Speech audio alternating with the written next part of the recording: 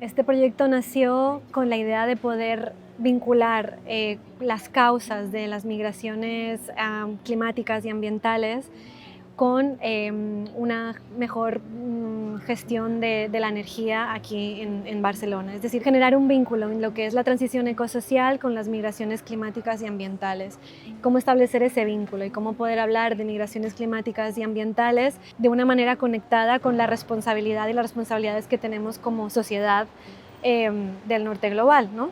Muchas veces esa migración a priori laboral no es otra cosa que una migración que está inducida porque hay una degradación ambiental que ha acabado con los recursos de la población y que ha hecho que se tengan que marchar. Al final, estas personas con una supuesta migración laboral voluntaria acaban cayendo en las redes de extranjería y sin tener ningún tipo de protección jurídica. Para mí un aprendizaje es ese, que no hay tanta información de los motivos por qué las personas acaban viviendo aquí, por qué han venido, ¿no? Y a veces quedan en el aire, pero en realidad cuando lo trabajas un poquito sí que salen esos motivos. Yo originariamente vengo de Sierra Leona, está en el oeste de África y pues tenemos muchos recursos, diamantes, oro, tenemos muchos recursos naturales. Nos aventuramos para salir porque esos recursos están explotados para ricos y no para los pobres. Y eso nos hace salir para afuera, pero si no, no tenemos necesidad, porque tenemos muchos recursos naturales.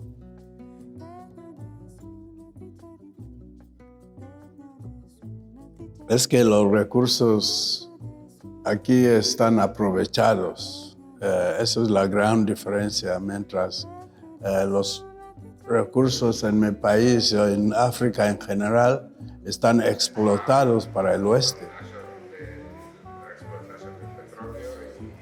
El cambio climático tiene sus consecuencias.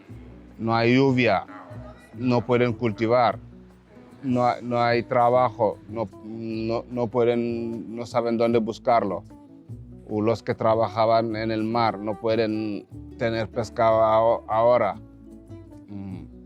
Sí, que tiene sus consecuencias.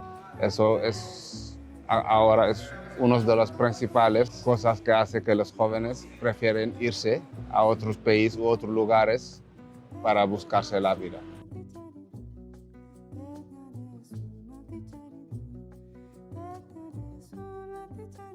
Lo que pasa en Senegal, la mayoría de los migrantes son pescadores. Por eso, si no hay muchos pescados y la gente necesita hacer un cambio para trabajar y ayudar a sus familias. Por eso hay la mayoría de los inmigrantes que llegan de 2020 hasta 2023 es el cambio climático, porque no hay muchos pescados y la gente necesita trabajar y la mayoría son jóvenes.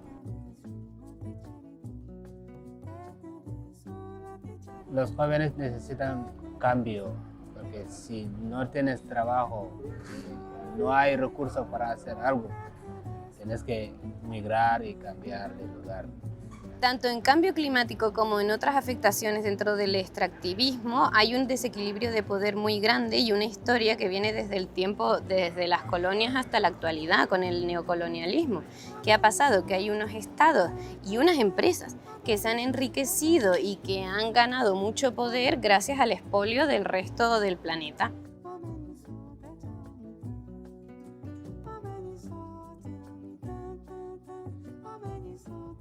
Luego, las poblaciones más vulnerabilizadas, muchas veces pueblos indígenas, mujeres, personas en situación de vulnerabilidad, ¿no? Personas que viven en la pobreza, son quienes al final sufren los mayores impactos de este extractivismo, de esta crisis climática y de toda la degradación ambiental o expolio ambiental que se está impulsando desde aquí.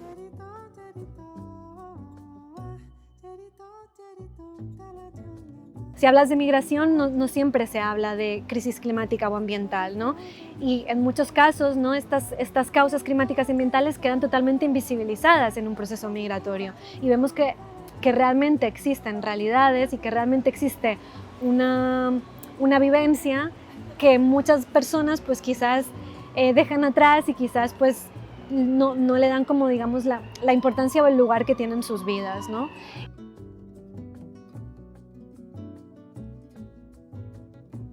Mi mensaje de reflexión sería que, bueno, que tengan en cuenta de que los paisanos, nosotros también, en África, se están dando cuenta, están listos para empezar a luchar por sus derechos.